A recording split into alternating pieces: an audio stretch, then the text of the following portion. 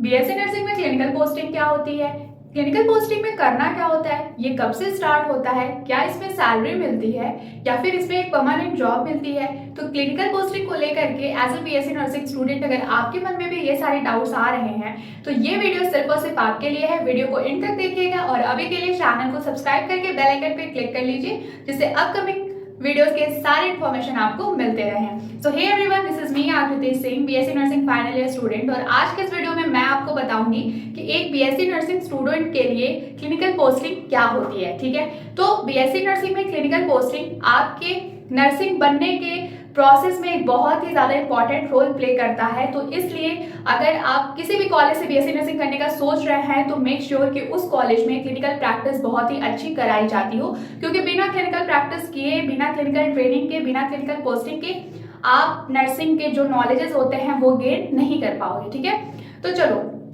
सबसे पहले बात करें हम कि क्लिनिकल पोस्टिंग होती क्या है। तो देखो, जो एक नर्स होती है, आप अपने मतलब एक कंसीडर करो, अपने माइंड में सोचो कि आप अगर बीएससी नर्सिंग कर रहे हो तो आप कॉलेज में जिस तरीके से काम कर रहे हो, जिस तरीके से आपके कॉलेज का एनवायरनमेंट है, क्या वही सेम एनवायरनमेंट हॉस्पिटल का है?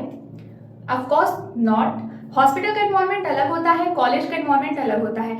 तो एक जो बीएससी नर्सिंग या फिर कोई भी एक मेडिकल स्टूडेंट होता है किसी भी ब्रांच का, चाहे वो MBBS, BMS, BDS, nursing, paramedical, कोई भी हो, हमारे जो सब्जेक्ट्स होते हैं वो theory as well as practical के लिए होते हैं। ठीक है, तो हम और वैसे भी हम जितने सब्जेक्ट्स पढ़ रहे होते हैं वो सारे सब्जेक्ट्स का नॉलेज हम यूज करते हैं जब हम अपनी क्लिनिकल प्रैक्टिस कर रहे होते हैं। ठीक है, तो बीएससी नर्सिंग में या फिर कह लो कि एक बीएससी नर्सिंग स्टूडेंट के प्रैक्टिकल नॉलेज के लिए, बीएससी नर्सिंग स्टूडेंट को प्रैक्टिकल कराने के लिए, प्रैक्टिकल नॉलेज देने के लिए हॉस्पिटल में जब उनकी ट्रेनिंग चल रही होती है, जो चीजें उनको हॉस्पिटल में सिखाई जा रही होती हैं, that is their clinical posting. ठीक है, तो देखो बीएससी नर्सिंग में टोटल 8 सेमेस्टर होते हैं, टोटल 8 सेमेस्टर्स होते हैं।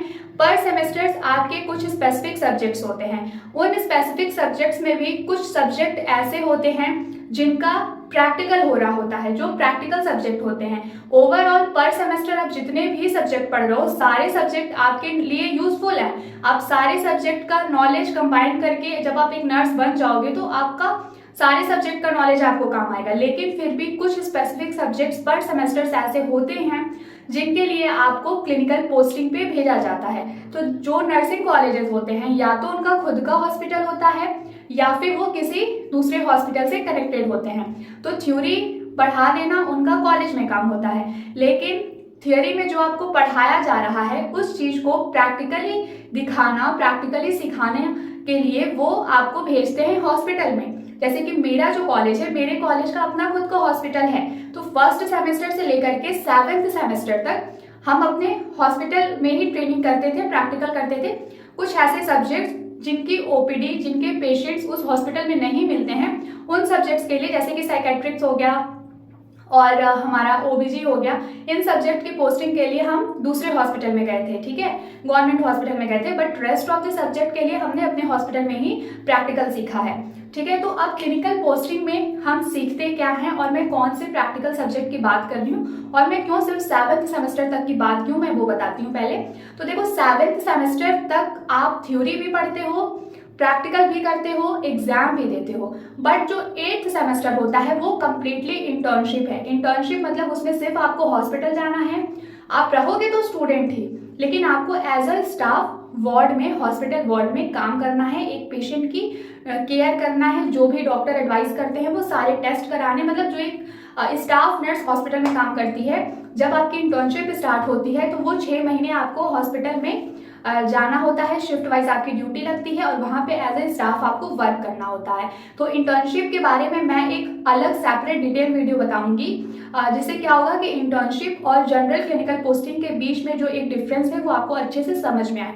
अभी के लिए हम क्लिनिकल पोस्टिंग को डिस्कस करते हैं। ठीक है, तो देखो, जैसे कि फर्स्ट सेमेस्टर से लेकर के 7th सेमेस्टर में जो क्लिनिकल सब्जेक्ट होते हैं जिनके लिए आपकी क्लिनिकल पोस्टिंग लगाई जाती है, पहले मैं वो बताती हूँ। तो फर्स्ट सेमेस्टर और सेकंड सेमेस्टर में आपका क्या होता है, फाउंडेशन ऑफ नर्सिंग होता है। फाउंडेशन ऑफ नर्सिंग फर्स्ट और फाउंडेशन ऑफ नर्सिंग सेकंड।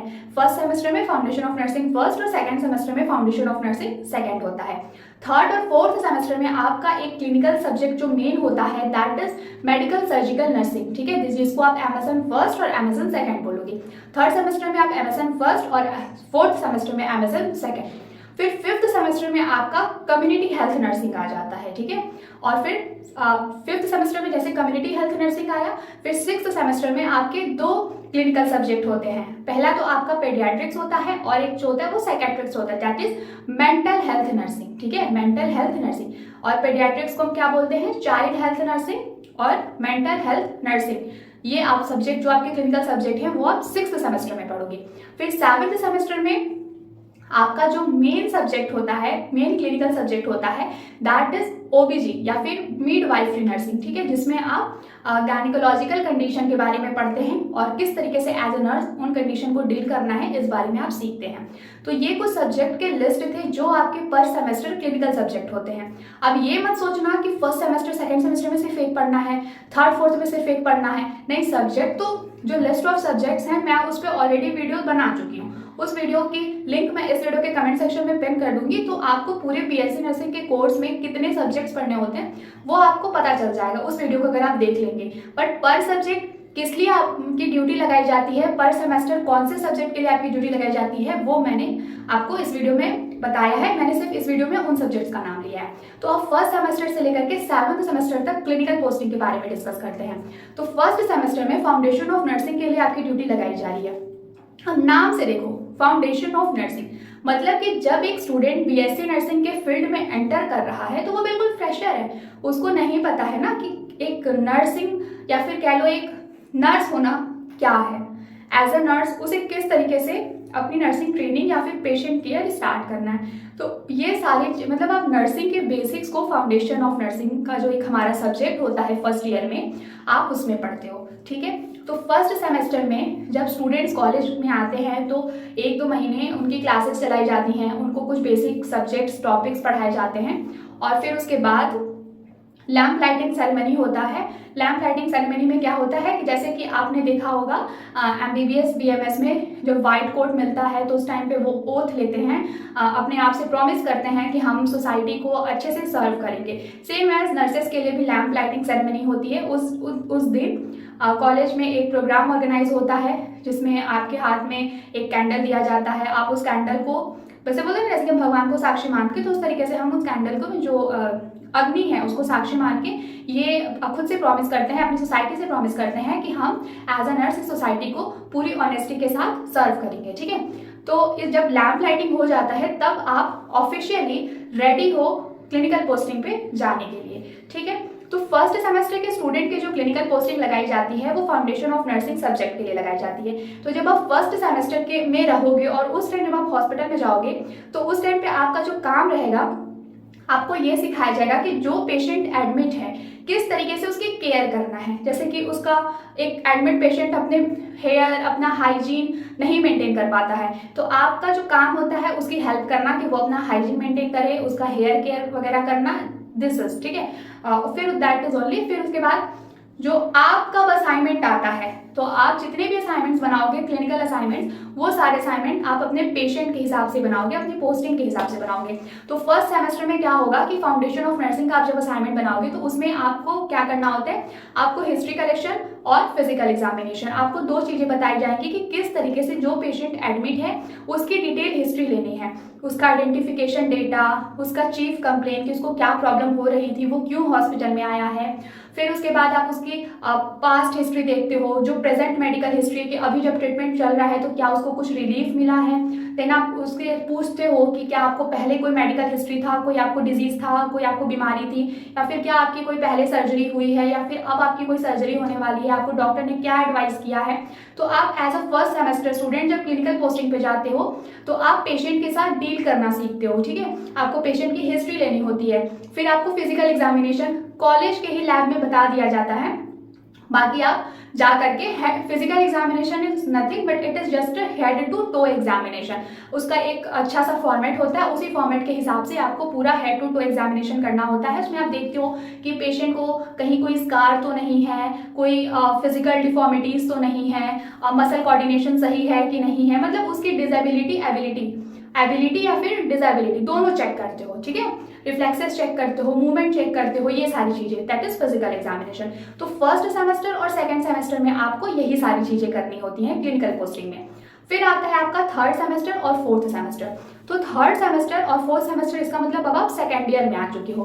तो जब आप फर्स्ट ईयर पास कर लेते हो तो आपको हॉस्पिटल में आपकी 2-4 बार ड्यूटी लगाई जाती है। तो उस टाइम पे आपको इतना आइडिया लग जाता है कि नर्सेस एक्चुअल में हॉस्पिटल में करती क्या है, पेशेंट किस किस तरीके के मिलते हैं, क्या क्या डिजीज कंडीशन होता है, ये सब आपको पता चल जाता है। अब सेकेंड ईयर में आप डिजीज कंडीशन के बारे में पढ़ोगे कि सिस्टम वाइज, लाइक ईयर में ऑप्थेल्मो में कौन कौन सा डिजीज होता है, फिर एब्डोमेन में कौन कौन से डिजीज होते हैं, ठीक है। मतलब जिस तरीके से आपने एनाटॉमी फिजियोलॉजी सिस्टम वाइज पढ़ा है ना, skeletal system, cardiac system, respiratory system, same as अब सेकेंड ईयर में आपका एक सब्जेक्ट होता है that is medical surgical nursing.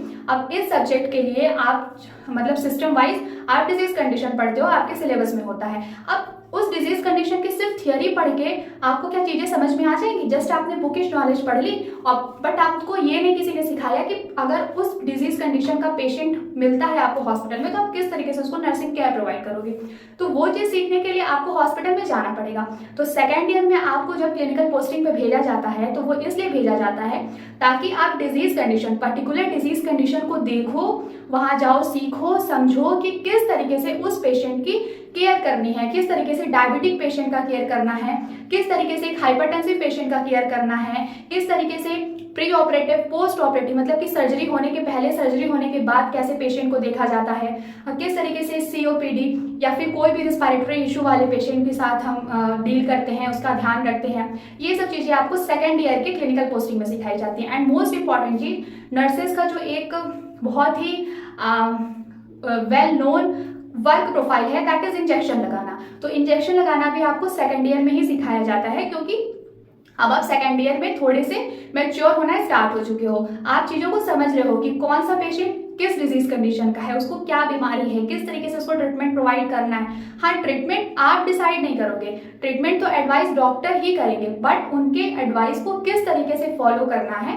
किस तरीके से जो मेडिसिन उन्होंने प्रिस्क्राइब की है वो मेडिसिन कैसे पेशेंट को देना है, ये सारी चीजें आप सीखोगे।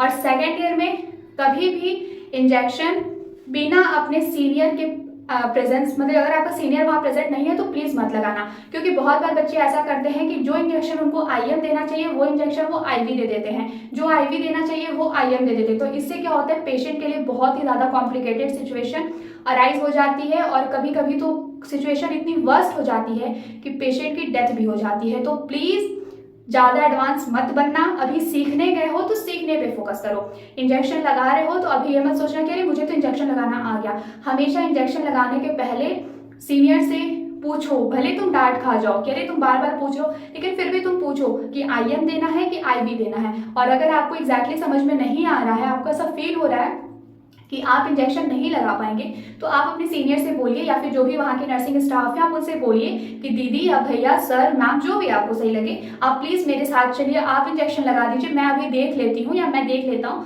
फिर 1-2 इंजेक्शन देखने के बाद मैं इंजेक्शन लगा दूंगी। तो अभी सेकेंड ईयर में आपको ये सारी चीजें सीखनी होती हैं। फिर आता है आपका थर्ड ईयर। अब जैसे जैसे आप ईयर बढ़ते जा रहे हो, जैसे जैसे सेमेस्टर्स पास करते जा रहे हो, वैसे वैसे आप ज्यादा चीजें सीखते जा रहे हो, है ना। तो आप एक एक स्टेप आगे बढ़ते जा रहे हो। अब थर्ड ईयर मतलब कि अब आपको ऐसे कंसीडर किया जाता है कि आपको इंजेक्शन लगाना भी आता है, आपको मेडिसिन पढ़ना भी आता है और फिर आपको डिजीज कंडीशन के बारे में भी पता है, क्योंकि आपने medical surgical nursing subject second year में पूरा पढ़ लिया है, जिसमें आपके 2 सेमेस्टर थे, थर्ड सेमेस्टर और फोर्थ सेमेस्टर, ठीक है। अब आप थर्ड ईयर में आए हो, तो थर्ड ईयर में आपके जो 2 सेमेस्टर्स होंगे that will be 5th semester और 6th सेमेस्टर। तो 5th सेमेस्टर में एक सब्जेक्ट होता है दैट इज आपका मेन प्रैक्टिकल वाला सब्जेक्ट, कम्युनिटी हेल्थ नर्सिंग। अब नाम से सोचो, कम्युनिटी हेल्थ नर्सिंग मतलब आपको अपनी कम्युनिटी में एज अ नर्स किस तरीके से काम करना है। तो कम्युनिटी हेल्थ नर्सिंग की जो पोस्टिंग होती है वो हॉस्पिटल में नहीं लगती है, वो आपके कॉलेज के पास में जो विलेज एरिया होता है, जो कम्युनिटी होती है, वहां पे आपकी पोस्टिंग लगती है। तो जैसे हम लोग अपनी कम्युनिटी पोस्टिंग के टाइम पे हमारे कॉलेज के पास में गांव था, जो भी 2-4 गांव, विलेज, हम उस विलेज में जाते थे, वहाँ पे जैसे कि आप हॉस्पिटल में पेशेंट की हिस्ट्री कलेक्ट करते हो, वैसे जब आप गांव में जाते हो तो आपको घर अलॉट किए जाते हैं, हाउसेस अलॉट किए जाते हैं। उन पर्टिकुलर हाउस में आप जाओगे, अपना इंट्रोडक्शन दोगे, आप उनको बताओगे कि हम इस कॉलेज से आए हैं और हम आपसे डेटा कलेक्ट करना चाहते हैं। तो मतलब वहाँ पे कम्युनिटी में आपका क्या काम होता है, वहाँ पे लोगों को मास हेल्थ एजुकेशन देना। पहले उनके घर जाना, चीज़ें उनसे पूछना कि आपको क्या है, आपके घर में कितने लोग हैं, कितने फैमिली मेंबर्स हैं, ठीक है। तो छोटे छोटे प्रोग्राम्स कंडक्ट किए जाते हैं कम्युनिटी हेल्थ पोस्टिंग के टाइम पे, जैसे कि मास हेल्थ एजुकेशन। तो मास हेल्थ एजुकेशन में क्या होता है, स्टूडेंट्स का ग्रुप बनता है, ठीक है। फिर वो स्टूडेंट किसी एक पर्टिकुलर टॉपिक पे या तो चार्ट पेपर बनाते हैं या फिर फ्लैश कार्ड्स बनाते हैं, पोस्टर बनाते हैं।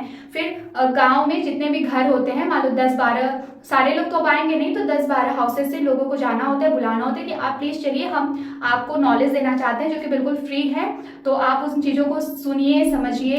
तो आपको जो कम्युनिटी पोस्टिंग पे जिस भी गांव में आप गए हो, उस गांव में लोगों को अवेयर करना आपकी ड्यूटी होती है, ठीक है। डिजीज कंडीशन के बारे में बताना, कम्युनिकेबल डिजीजेस के बारे में बताना, कम्युनिकेबल डिजीजेस से कैसे प्रिवेंट करना है, इन सारी चीज़ों के बारे में बताना, ठीक है। ये सब आपका काम होता है। फिर जब आप ये सब भी कर लेते हैं, 5th सेमेस्टर भी आप जब पास कर लेते हैं, तब आप आते हैं 6th सेमेस्टर में। तो 6th सेमेस्टर में जो आपका क्लिनिकल सब्जेक्ट होता है वो होता है आपका चाइल्ड हेल्थ नर्सिंग और मेंटल हेल्थ नर्सिंग। तो नाम से क्लियर है कि चाइल्ड हेल्थ नर्सिंग में आप बच्चों के डिजीज कंडीशन के बारे में पढ़ोगे, और मेंटल हेल्थ नर्सिंग जो साइकेट्रिक इलनेस होती हैं, जो मेंटल इलनेस होते हैं, आप उसके बारे में पढ़ोगे। तो चाइल्ड हेल्थ नर्सिंग के लिए आपकी ड्यूटी उन कॉलेजेस या फिर उन हॉस्पिटल में लगाई जाएगी, उन हॉस्पिटल्स में लगाई जाएगी जिस हॉस्पिटल में पेडियाट्रिक्स वार्ड हो, जहाँ पे पेडियाट्रिक्स वार्ड मतलब एक ऐसा वार्ड जहाँ पे डिफरेंट डिजीज कंडीशन के बच्चे एडमिट होते हैं। जब आप पेशेंट देखोगे तभी तो आप सीखोगे कि क्या क्या दिक्कतें होती हैं, किस तरीके से उनको केयर प्रोवाइड करना है। तो आपकी जो चाइल्ड हेल्थ नर्सिंग की 1 महीने के लिए पोस्टिंग लगाई जाती है, आप जाते हैं, जितने भी बच्चों में डिजीज कंडीशन होते हैं आप वो सारे डिजीज कंडीशन देखते हैं, उन डिजीज कंडीशन पे असाइनमेंट्स बनाते हैं, ठीक है। बच्चों के लिए जो भी नर्सिंग प्रोसीजर्स होते हैं, जैसे कि सैंपल कलेक्ट करना, उनको आईवी फ्लूइड लगाना, ठीक है, उनको इंजेक्शन लगाना, ये सारी चीज़ें आप चाइल्ड हेल्थ नर्सिंग की क्लिनिकल पोस्टिंग पे सीखते हो। फिर आता है मेंटल हेल्थ नर्सिंग। तो मेंटल हेल्थ नर्सिंग की जो पोस्टिंग होती है, वो कॉलेज जब आपको एक ऐसे हॉस्पिटल में भेजता है जहाँ पे मेंटली इल पेशेंट होते हैं, मतलब मानसिक रोग वाले जो पेशेंट होते हैं, उन पेशेंट के साथ क्या होता है, लाइक उनका किस तरीके से ट्रीटमेंट होता है, आप एज अ नर्स उन पेशेंट को किस तरीके से हैंडल करोगे। क्योंकि देखो, एक नॉर्मल पेशेंट को हैंडल करना अच्छा है, ईजी है, वो आपके साथ कॉपरेट करेगा, लेकिन जो एक पेशेंट मेंटली इल है वो आपके साथ कॉपरेट नहीं करेगा। साथ ही साथ वो इतने ज़्यादा वॉयलेंट होते हैं कि वो कभी भी आपको हरास कर सकते हैं, आप पे अटैक कर सकते हैं। तो इन सारी चीज़ों के साथ कैसे आपको डील करना है, कैसे अपनी सेफ्टी का ध्यान रखते हुए मेंटली इल पेशेंट का आपको ध्यान रखना है, उनके ट्रीटमेंट में डॉक्टर्स की हेल्प करनी है, ये सारी चीज़ें सीखने के लिए आपकी मेंटल हेल्थ नर्सिंग की क्लिनिकल पोस्टिंग लगाई जाती है, ठीक है। उसमें भी आप जो मेंटल इलनेस के डिजीज कंडीशंस होते हैं, वो सारे टॉपिक्स पे, उन सारे डिजीज कंडीशन पे आप असाइनमेंट्स बनाओगे। इस तरीके से आप अपनी हर एक पोस्टिंग, जिस भी स्पेसिफिक सब्जेक्ट के लिए आपकी क्लिनिकल पोस्टिंग लगाई गई है, आप वार्ड में उस स्पेसिफिक एज ग्रुप या फिर उस स्पेसिफिक डिजीज कंडीशन के पेशेंट के लिए आप उनका नर्सिंग केयर में हेल्प करोगे, उनके डिजीज कंडीशन के बेसिस पे असाइनमेंट्स बनाओगे, रिपोर्ट्स बनाओगे, A4 शीट पे वो अपने टीचर से चेक कराओगे। तो ये एक पूरा प्रोसेस होता है कि जो चीज़ें, जो थियरी आपने कॉलेज में पढ़ी है, बुक्स में पढ़ी है, अब आप हॉस्पिटल में आकर के सामने से पेशेंट को देख करके वो चीज़ों को प्रैक्टिकली सीखो, ठीक है। तो मान लो आपका 3rd ईयर भी क्लियर हो गया, अब आप आ जाते हो फाइनल ईयर में। तो फाइनल ईयर में आपके 2 सेमेस्टर होते हैं, दैट इज 7th सेमेस्टर और 8th semester. 8th semester complete internship होता है, इसमें कोई क्लासेस नहीं होती हैं, सिर्फ और सिर्फ ड्यूटीज होती हैं। तो इंटर्नशिप क्या होता है, इसके बारे में मैं आपको एक कंप्लीट डिटेल वीडियो में ये मतलब एक सेपरेट वीडियो बनाऊंगी इसके लिए, ठीक है। अभी के लिए हम 7th सेमेस्टर की क्लिनिकल पोस्टिंग को डिस्कस करते हैं। तो 7th सेमेस्टर में आपका अगेन 2 क्लिनिकल सब्जेक्ट होता है। जो कम्युनिटी हेल्थ नर्सिंग आपने 5th सेमेस्टर में पढ़ा था पार्ट 1, उसका पार्ट 2 आप 7th सेमेस्टर में पढ़ते हो। और ओबीजी एंड गायनिकोलॉजिकल नर्सिंग, मतलब वो जो ओबीजी वाले केसेस होते हैं ना, प्रेग्नेंट मदर वाले cases, female reproductive disease condition वाले केसेस, ये सारे डिजीज कंडीशन के बारे में आप ओबीजी एंड गायनी या फिर मिडवाइफरी नर्सिंग में पढ़ते हो, ठीक है। तो 7th सेमेस्टर में आपकी जो क्लिनिकल पोस्टिंग लगाएगी, 2 महीने की क्लिनिकल पोस्टिंग होगी। 1 महीने की वही कम्युनिटी वाले में आपको विलेज में ही जाना होगा एज यूजुअल, जैसे आप 5th सेमेस्टर में गए थे। फिर जो ओबीजी एंड गायनिकोलॉजिकल पोस्टिंग होती है, क्योंकि आपको एक फीमेल हॉस्पिटल में भेजा जाएगा, जहाँ वो महिला अस्पताल होता है ना, वहाँ पे आपको भेजा जाता है। जाओ वहाँ सीखो, कि आपके साथ टीचर्स भी जाते हैं, जाओ वहाँ सीखो कि एक फीमेल को, या फिर कह लो फीमेल रिप्रोडक्टिव के कौन कौन से डिजीजेज होते हैं, या फिर जब एक प्रेग्नेंट मदर होती है तो किस तरीके से उसकी डिलीवरी होती है, कब LSCS that is lower segment caesarean section, जिसको आप बोलते हैं कि ऑपरेशन के थ्रू बच्चा डिलीवर हुआ है, या फिर normal delivery that is NVD normal vaginal delivery, इन सारी चीज़ों के बारे में आप सीखते हो। ठीक है, तो आई होप कि आपको चीज़ें समझ में आई होंगी। फर्स्ट सेमेस्टर से 7th सेमेस्टर तक आपके कुछ स्पेसिफिक सब्जेक्ट्स होते हैं जो आपके क्लिनिकल सब्जेक्ट्स होते हैं। उन क्लिनिकल सब्जेक्ट्स के प्रैक्टिकल के लिए आपको हॉस्पिटल में भेजा जाता है अलॉन्ग विथ योर टीचर्स। वहाँ पे आप जाते हो, जो डिजीज कंडीशन आप बुक्स में पढ़ते हो वो डिजीज कंडीशन को पेशेंट के जब आप सामने देखते हो तो आप ज़्यादा बेटर प्रैक्टिकली सीख पाते हो। क्योंकि नर्सिंग के लिए अगर आपको एक अच्छा नर्स बनाना है तो कॉलेज का जो रूल है वो ये है कि वो आपको थ्योरेटिकल नॉलेज भी दे एज वेल एज वो आपको प्रैक्टिकल नॉलेज भी दे। तो प्रैक्टिकल नॉलेज के लिए अगर वो आपको डमी में बताएंगे तो आप कितना ही सीख पाओगे, लेकिन जब आप रियल पेशेंट को सामने से देखोगे, बुक में पढ़ोगे, देन आप हॉस्पिटल जाओगे, सामने से रियल पेशेंट देखोगे तो आपको चीज़ें ज़्यादा समझ में आएंगी। तो ये होती है आपकी क्लिनिकल पोस्टिंग। तो आपकी जो ये पूरी नर्सिंग की जर्नी होती है वो सिर्फ बुक पढ़ना और एग्जाम पढ़ने तक लिमिटेड नहीं होता है। इसके लिए आपको टाइम टू टाइम कॉलेज ही आपको हॉस्पिटल में भेजेगा, आपको अकेले नहीं जाना है, आपके साथ आपके क्लास के सारे बच्चे जाएंगे, टीचर्स जाएंगे, अलग अलग वार्ड में आपकी ड्यूटीज लगाई जाएंगी, छोटे छोटे ग्रुप्स बनेंगे। ठीक है, तो आपको हॉस्पिटल में क्लिनिकल पोस्टिंग का यही मतलब होता है कि जो आपके सब्जेक्ट्स हैं उसके प्रैक्टिकल नॉलेज के लिए आप एज अ स्टूडेंट कॉलेज में के बाद जब हॉस्पिटल में जा रहे हो तो वो आपका क्लिनिकल पोस्टिंग है। ठीक है, तो जो आपकी 4 साल की जर्नी होती है उसमें आप थियरी भी पढ़ते हो और प्रैक्टिकल के लिए हॉस्पिटल में जाते हो, क्लिनिकल पोस्टिंग उसको बोलते हैं। ठीक है, तो ये होती है क्लिनिकल पोस्टिंग। अब कुछ लोग को लगता है कि ये जॉब होती है, तो भाई ये जॉब नहीं है, ये आपके कोर्स का करिकुलम है। ठीक है, ये आपके जिस तरीके से आप क्लास 11th-12th में थियरी पढ़ते थे और लैब में जाके प्रैक्टिकल करते थे ना, अब आप एक मेडिकल फील्ड में एंटर कर चुके हो, तो लैब में प्रैक्टिकल करने से काम नहीं होगा, अब आपको लाइव प्रैक्टिकल करना है। तो लाइव प्रैक्टिकल के लिए आपको हॉस्पिटल भेजा जाता है, तो वो जॉब नहीं होती है। ये जस्ट आप जितने अच्छे से अपना काम टाइम पे पूरा करोगे उतने अच्छे से आपको टाइम पे आपकी डिग्री मिलेगी।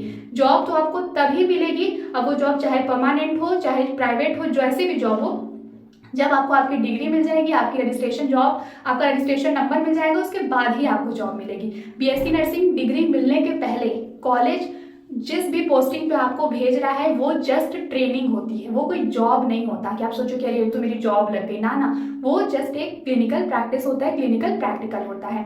रही बात सैलरी की, तो देखो प्राइवेट कॉलेजेस में इंटर्नशिप, जबकि मेरी अभी इंटर्नशिप चल रही है, मुझे कोई स्टाइपेंड नहीं मिल रहा है यार। देखो सैलरी नहीं बोलते हैं, एज अ स्टूडेंट आपको जो भी अर्निंग होती है कॉलेज के साइड से उसको हम स्टाइपेंड बोलते हैं। तो अभी प्राइवेट कॉलेजेस में तो स्टाइपेंड वगैरह नहीं मिलता है, लेकिन अगर आप किसी गवर्नमेंट कॉलेज से बीएससी नर्सिंग कर रहे हो तो आपको आपके इंटर्नशिप में 500, 1000, 1500 कुछ ऐसे बेसिक से अमाउंट्स होते हैं जो आपको एज अ इंटर्न स्टाइपेंड आपको दिया जाता है। बट ये सब गवर्नमेंट कॉलेजेस में होता है, प्राइवेट कॉलेज में स्टाइपेंड वगैरह कुछ नहीं मिलता है। तो ये था क्लिनिकल पोस्टिंग के रिगार्डिंग इन्फॉर्मेशन। आई होप आपको चीज़ें समझ में आई होंगी, बट स्टिल अगर आपको कोई भी डाउट है तो let me know in the comment section. Video कैसी लगी ये भी बताना। ठीक है, तो अभी के लिए चैनल को सब्सक्राइब कर लो, बेल आइकन पे क्लिक कर लो, और अगर आप बीएससी नर्सिंग 2nd सेमेस्टर के स्टूडेंट हो तो आप ज़रूर से चैनल को सब्सक्राइब करना, क्योंकि मैं इस चैनल पे बायोकेमिस्ट्री की लेक्चर सीरीज चला रही हूँ। तो अगर आप बायोकेमिस्ट्री फ्री ऑफ कॉस्ट पढ़ना चाहते हो तो चैनल को सब्सक्राइब करके बेल आइकन पे जरूर क्लिक कर लो। ठीक है, ओके, सो ठीक है, अपना ध्यान रखो, हम जल्दी मिलेंगे नेक्स्ट वीडियो में। एंड आई होप कि ये क्लिनिकल पोस्टिंग के रिगार्डिंग आपके सारे डाउट्स क्लियर हो गए होंगे। बट फिर भी अगर कोई डाउट है तो contact detail, Telegram channel link मैं सब कुछ इस वीडियो के कमेंट सेक्शन में पिन कर दूंगी, आप उसके थ्रू मुझसे कॉन्टैक्ट कर सकते हैं।